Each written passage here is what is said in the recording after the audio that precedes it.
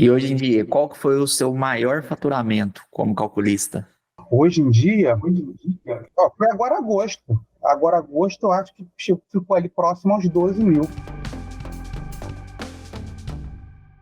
Fala, Mineirinho! No vídeo de hoje você descobre como o nosso aluno Anderson saiu do seu antigo emprego para ter uma renda de 10 mil com cálculos trabalhistas. Nesse vídeo ele conta como ele começou com cálculos trabalhistas como uma fonte de renda extra até o momento onde essa se tornou a sua renda principal, faturando mais de 10 mil com cálculos trabalhistas. Então já deixa o seu like aqui e compartilha esse vídeo com aquele amigo ou amiga que também está querendo começar a sua jornada para ter a renda de 4 a 10 mil com cálculos trabalhistas. Bora pro vídeo! Eu sou contador por formação, mas sempre atuei na área financeira como analista financeiro. Trabalhei em banco, trabalhei na IBM e trabalhava em empresas menores agora. Era responsável pelo contas a pagar de uma empresa. E depois eu me interessei pela parte de cálculos trabalhistas. Isso foi lá no início de 2020, quando eu comecei a estudar, fazer alguns cursos. E depois, acho que final de 2021, foi quando eu conheci vocês, comecei a seguir vocês no YouTube, no Instagram. E aí, quando teve a oportunidade de uma turma que você, acho que foi Profissão Calculista, o nome da turma, não sei se foi a segunda ou a terceira turma, acho que deve ter sido a terceira turma. E aí foi quando eu peguei e fiz a inscrição. E aí foi quando eu comecei realmente, a partir dali, comecei a me aprofundar. E foi quando eu decidi que eu queria trabalhar com cálculos trabalhistas mesmo. Bom demais. E o que foi que te chamou a atenção para você querer se tornar calculista? O que é que você buscava? O que estava acontecendo, que estava te incomodando? E você decidiu, tipo, qual foi aquele gatilho que te fez? Não, eu preciso mudar de profissão. Não, na verdade, eu sempre gostei da parte do direito do trabalho. Eu fiz direito até o sexto período. E a direito do trabalho foi o que eu fiquei apaixonado, foi na época do direito do trabalho. Só que quando eu fui iniciar o sétimo período, não sei por quê, mas me deu uma trava que eu não queria mais fazer direito. Eu peguei, me deu uma trava, eu não quero mais fazer direito, não quero, não quero, não quero. E aí foi quando eu mudei de faculdade, de curso, e fui fazer ciências contábeis. Aí me formei em contabilidade. E aí foi quando eu estava lá no início da faculdade de ciências contábeis, teve o CRC na nossa faculdade, e aí teve um curso de cálculos trabalhistas, de perícia para cálculos trabalhistas. Foi quando eu peguei, de novo, o direito do trabalho veio ali em mim, batendo na minha porta, e aí eu gostei daquilo. Eu falei, pô, é isso que eu quero. Só que eu estava na IBM na época, eu trabalhava muito, muito, muito. Eu trabalhava das 7 da manhã, às vezes até meia-noite, 7 da manhã até as 3 horas da manhã do dia seguinte. Assim, eram 2 semanas bem pesadas e 2 semanas padrão, de 8 às 5, entendeu? Só que aí, aquilo ali ficou adormecido, entendeu? E quando veio a pandemia, que aí você, né, deu aquele blackout tudo, e foi quando você para, respira, sossega, e aí foi quando começou a aparecer várias oportunidades na internet de cursos de cálculos trabalhistas. Foi quando eu peguei e falei, opa, eu acho que agora é aqui que eu quero, entendeu? Fiz vários cursos antes do de vocês, vários não, fiz uns 2, 3 cursos antes do de vocês, só que nenhum deles ainda não tinha, como se diz, me ajudado de uma tal forma de ter segurança para poder começar a pensar em trabalhar com cálculos trabalhistas. Então, quando eu fiz o curso de vocês, eu comecei a participar das mentorias, mas antes de fazer o curso eu já seguia o YouTube, já seguia o Instagram, e quando eu fiz o curso de vocês, que realmente o curso de vocês ele é um curso que ele começa devagar, tem a didática, o aluno que acelera ou não o desenvolvimento dele, entendeu? Foi quando eu me senti mais seguro, tá, para poder pensar em trabalhar com cálculos trabalhistas. E aí eu comecei de forma como renda extra, um cálculo aqui, um cálculo ali, trabalhava final de semana fazendo um cálculo, quando eu chegava do trabalho, e aquilo foi aumentando a experiência, aumentando a, a vontade de trabalhar só com isso. E foi quando a minha esposa ficou grávida. E foi quando eu decidi que eu só ia trabalhar com cálculos trabalhistas. E foi quando eu peguei e estipulei uma meta de um ano. Falei, em um ano eu vou trabalhar só com cálculos trabalhistas. Nessa época aí você já era aluno de profissão calculista ou ainda não? Eu já era aluno. Ela ficou grávida, foi em outubro do ano passado. E foi quando ali eu botei uma meta para mim. Eu falei, em um ano, até aumentei, eu falei mais de um ano, foi até dezembro de 2023, eu quero estar trabalhando só com cálculos trabalhistas. Eu sempre fui um cara com o pé no chão e sempre eu gostei de fazer as coisas devagar, por mais que às vezes eu poderia correr, poderia aumentar, mas eu sempre gostei de dar um passo de cada vez para poder sentir segurança. Então, a minha meta era até dezembro desse ano estar trabalhando com cálculos trabalhistas. Só que não sei porquê, mas quando chegou agora em março, em abril, eu senti um aumento de pessoas me procurando para poder fazer orçamentos. E aí você começa a ter mais, acho que segurança, né? Porque o início, tudo tem um medo, né? O primeiro cálculo, o segundo, o terceiro.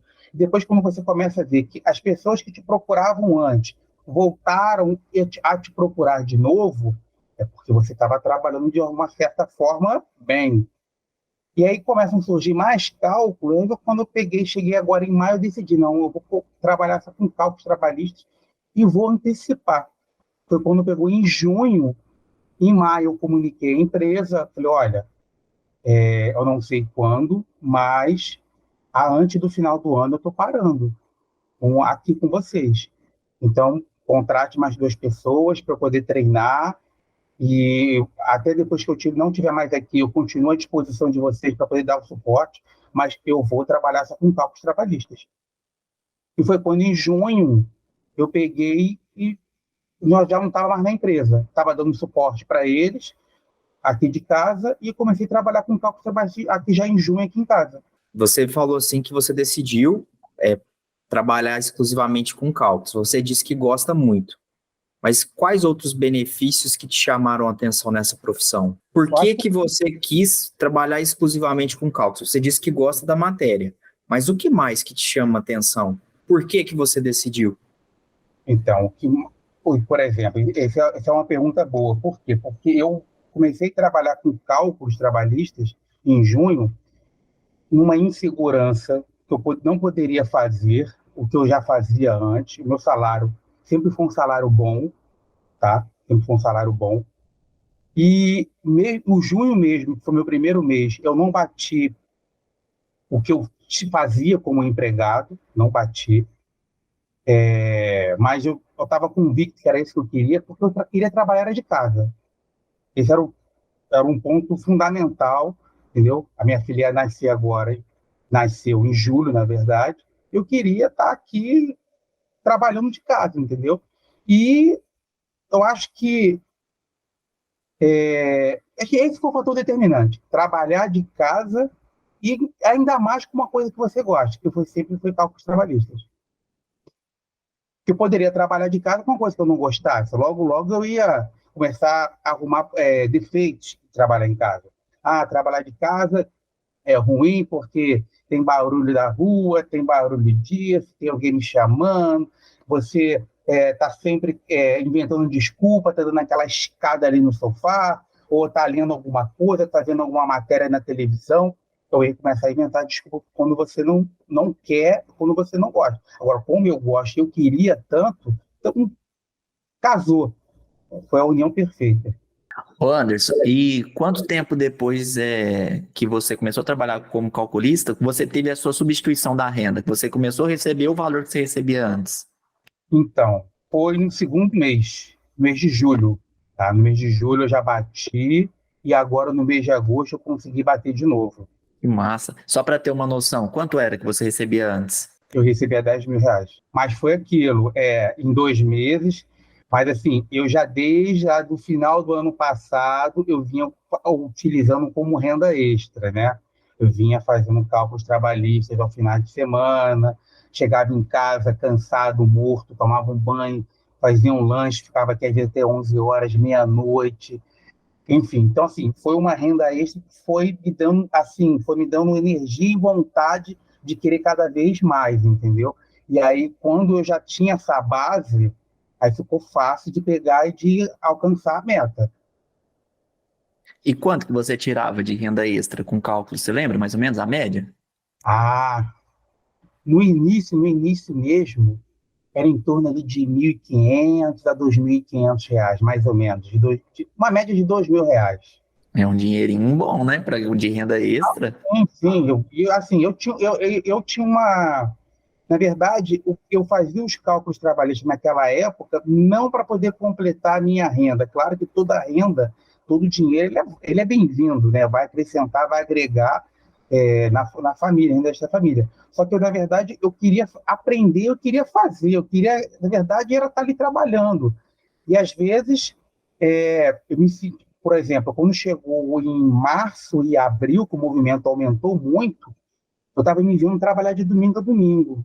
E aí, quando eu comecei a ficar muito cansado. Eu cheguei em março, em abril, eu já estava fazendo, em média, ali, 3.500, 4.000 de renda extra. Só que aí eu estava trabalhando de domingo a domingo, eu não estava já mais aguentando o rojão. Eu ia acabar uma hora, ou ia largar o cálculo, ou ia largar lá. Então, como eu já tinha isso como meta até o final do ano, eu antecipei a meta. Foi um risco, mas eu quis arriscar. E hoje em dia, qual que foi o seu maior faturamento como calculista? Hoje em dia, ó, foi agora agosto. Agora agosto, eu acho que ficou ali próximo aos 12.000. 12.000? É, 12.000. E se Deus Caraca! quiser, mês que vem não, e agora? Estou falando setembro. Setembro deve ficar na mesma, pelo que eu estou vendo, deve ficar na mesma faixa ou subir um pouco. Por quê? Porque tem uma assistência técnica lá de maio que eu peguei, que já está transitado em julgado. E aí ela deve cair agora. O juiz inventou uma modinha, né? O que acontece? Foi transitado em julgado, foi para o STF, foi transitado em julgado, para bater o martelo. Só que, quando voltou para o TRT de origem, o juiz, eu acho que ele ficou com preguiça de ler a decisão dele própria anterior, antes de ir para o STF, que já tinha sido homologado o cálculo aqui por ele, e ele pegou, mandou de novo para a vara para poder fazer os cálculos conforme o acórdão do STF. Ou seja, pelo que eu, advogado, a gente leu, pode ser que a vara calcule um valor menor. Aí pode gerar problema para as partes se comunicarem, porque no final ele colocou assim: envia o cálculo para a contadoria e, após o término, notificar as partes para a manifestação. Não entendi nada. Então, assim, aí o advogado, eu conversei com ele na sexta-feira, ele falou que ia entrar com a manifestação dizendo que não tinha que a Contradoria fazer nada de cálculo de novo. Ele tinha que pegar e bater o martelo naquele valor lá. Vamos ver o que vai dar. Mas se não cair agora em setembro, outubro cai, enfim, tomara que caia agora em setembro. Show demais. E acho que a gente tinha que falar, né? Que mais ou menos a média da parceria na assistência técnica é algo em torno de 6 meses, né? Então, maio, junho, julho, agosto, setembro. Esse, 4 meses. na verdade, se eu pegasse desde o início, ia ser mais de 2 anos. O que me acontece? É um processo antigo, e quando chegou agora, já no final, agora em maio, o advogado estava desesperado, porque o valor era R$ 700.000. A controladoria da vara calculou com 490 mil, e foi quando ele pegou e me contratou para poder impugnar o cálculo da vara. E aí foi quando eu peguei e consegui impugnar o cálculo da vara, e aí aumentou um pouquinho a mais, porque, na verdade, por causa da correção monetária de juros. Mas eu consegui impugnar o cálculo da vara, direitinho lá tal. O juiz homologou, dando realmente ciência que a vara, entre aspas, ele tinha equivocado na interpretação lá dos pedidos, calculou errado. E aí foi quando ele pegou, mandou recorreram, aí o próximo recurso, na verdade, vai para o STF, já tinha passado pelo TST, vai para o STF, e o STF bateu o martelo também, dizendo que não tinha nada que a empresa a recorrer, enfim, que não tinha dado os direitos da empresa. Entendi. E Anderson, para a gente já caminhar para o fim, eu gostaria de saber como que o Profissão Calculista te ajudou a você bater essa renda. Que foi, qual foi o diferencial? Se teve algum módulo específico, algo que te deu segurança, algo que foi fundamental para você fazer sua transição de carreira e para você ter a renda que você tinha antes? Então, eu acho que não é só um fator, eu acho que são vários fatores, entendeu? O curso do Profissão Calculista, eu posso falar que eu estou Eu acho que eu já fiz uns 5 cursos já com um de vocês. Assim, hoje, desses 5 cursos, foi o curso mais completo que eu fiz. É o curso que te dá a base, ele não ensina só você fazer cálculos, ele ensina você, como o próprio Fred sempre falou, você tem que pensar e não é fazer só de uma forma, você tem que saber fazer aquele cálculo. Antes de jogar no PJE Cálculo, inclusive o PJE Cálculo, no PJE Cálculo tem várias formas de você fazer um cálculo. Você primeiro precisa ler, interpretar e saber fazer o cálculo na mão. Depois que você aprender a fazer o cálculo na mão, aí sim, né, você parte para o sistema. Só que hoje em dia a gente vê muitos cursos querendo pular etapas. Ele te dá aquele breve resumo ali de cálculos trabalhistas, aquele beabá que qualquer um, na verdade, aprende aí hoje no YouTube, e depois quer partir direto para o PJE-Cal e joga ali e toma. Eu acho que o curso de vocês é muito completo, não só em ensinar, se preocupar se o aluno está aprendendo, a comunidade é muito boa, para não falar outra palavra, é muito boa, ela realmente ali, o network é muito bom ali, e ali você tem uma segurança quando você não sabe algum tema, alguma coisa. Antes mesmo de vocês criarem aquela turma lá focada para dar suporte aos alunos, antes mesmo vocês, mal bem ali, sempre quando vocês tinham algum tempo, vocês estavam ali respondendo, estavam dando suporte ali, e hoje, depois que vocês mudaram a a metodologia da comunidade, ela ficou nota 10. Então, assim, não tem o que falar. Então, isso tudo, que a mentoria, na verdade, não é só ali ficar falando de algum cálculo, de algum processo. Não, é um network, vamos ver a dor de um pode ser a solução do outro, a dor de um pode ser a motivação do outro, entendeu? Então, assim, eu acho que o curso como um todo me fez, entendeu? Ser esse profissional melhor. Ainda estou iniciando, ainda quero aprender, ainda quero voar voos mais altos e tenho certeza que eu vou conseguir. Teve uma mentoria que você participou que foi quando sua filha nasceu. E eu tirei print, eu só não te mostrei. Mas eu tenho print de você com coisinha de acompanhante. Foi. Eu estava dentro do hospital no dia. Ela tinha nascido A mentoria foi sábado, né? Então, ela tinha nascido na quinta de noite e a gente só ia receber alta, acho que só na sábado de noite ou domingo. E a mentoria foi sábado de manhã, eu estava lá dentro, eu, minha esposa, a minha filha, e eu lá na mentoria. E para a gente finalizar, se você pudesse dar uma dica para a galera que está começando a jornada, para ter essa renda também que você tem, porque muitas pessoas querem viver isso que você está vivendo, fazer a transição de carreira, trabalhar de casa, acompanhar o crescimento dos filhos, né, igual você está tendo a oportunidade, trabalhar com o que gosta e ter essa renda para fechar com chave de ouro, né? Se você pudesse dar uma dica para essa galera de algo que você fez e começou a dar certo, aí é livre. É você que fala qual é a sua melhor dica, o que deu mais certo. Eu não sei se é a melhor dica, mas eu vou falar o processo que eu tinha antes. Até comentei isso uma vez com o Fred, eu acho que foi na mentoria, ou foi antes ou foi pós a mentoria de março. Eu tinha muito orçamento e eu não fechava. A quantidade de orçamento que eu tinha, eu não fechava o percentual proporcional dos orçamentos que eu tinha.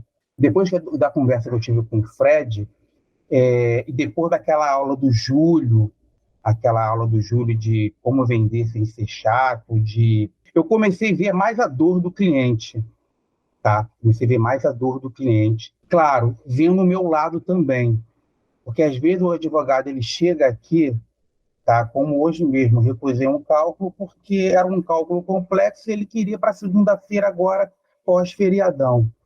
E para eu não fazer um cálculo correndo e entregar uma coisa de qualquer coisa, eu recusei, tá? E a dica que eu daria hoje para os alunos é participe muito da comunidade. Qualquer dúvida que você tenha na interpretação, na, na elaboração de um cálculo, coloque lá na comunidade. Porque eu tenho certeza que se você colocar no início do dia, até o final do dia, ou no máximo até o dia seguinte, alguém vai responder. E não tenha dúvida de perguntar, entendeu? Porque às vezes, muito que isso acontecer comigo no início, é de você estar iniciando e de estar com vergonha de perguntar, estar com vergonha. E hoje em dia o que eu mais vejo são as sentenças. Cada juiz interpreta de uma maneira, cada juiz escreve de uma maneira. Tem juiz que coloca um juridiquês tão pesado que sem necessidade, entendeu? E tem juiz que escreve de forma tão leve que você lê aquilo ali, que às vezes você pega de primeira no rascunho ali da interpretação, e você fica com dúvida se você interpretou certo ou errado. Porque tem uns que são tão cabeludos, tão grossos, tão pesados, que quando você pega de primeira, você fica na dúvida. E até eu acho que uma mentoria que vocês vão fazer, acho que agora em setembro, é Tiago Júlio. Júlio. O Júlio? Júlio Xavier, isso. O Júlio Xavier, da tipografia. Então, eu sigo o Júlio. E realmente, quando você começa a escrever de uma maneira ali e colocar o espaçamento, tudo fica mais fácil de você ler e interpretar. E você às vezes pega uma sentença que ele poderia espaçar aquela sentença ali em 2 páginas, ele coloca num quadrante desse tamanhozinho assim, sem parágrafo, sem nada, aquela letra que essa Bianca também comentou no curso dela do Canva, o formato da letra, a fonte da letra, não favorece a você ler de primeira, então assusta quem está iniciando. Aí você lê uma, lê duas, lê três e não entende. Então, assim, tá com dúvida, vai para a comunidade, coloca na comunidade, e com certeza alguém vai conseguir te ajudar. Eu queria só comentar que essa mentoria de março, realmente, eu percebi que ela te marcou bastante e foi um divisor de águas, parece, na sua vida profissional, né, Anderson? Para mim foi o divisor de águas. Dali eu comecei a ver o que eu realmente estava fazendo de certo, o que eu estava fazendo de errado, o que eu podia melhorar. As aulas, isso foi tempo que você comentar de novo na mentoria de marketing. Porque logo depois também veio as aulas do Mário de marketing. Eu acho que essas aulas de marketing também, o ADVI, te ajuda muito a você, né, saber como se posicionar, a ter um script, como postar no Instagram, como você se posicionar como um todo, entendeu? Como profissional. Eu acho que foi tudo isso. Acho que, e o pior que foi um atrás do outro. Foi a nossa conversa na mentoria de março, a aula do Júlio, de como vender sem ser chato, as aulas do Mário de marketing. Eu acho que, para mim, ali foi o divisor de águas. E, claro, aí depois a corda foi apertando aqui em casa também, porque a Antonella já estava para nascer também.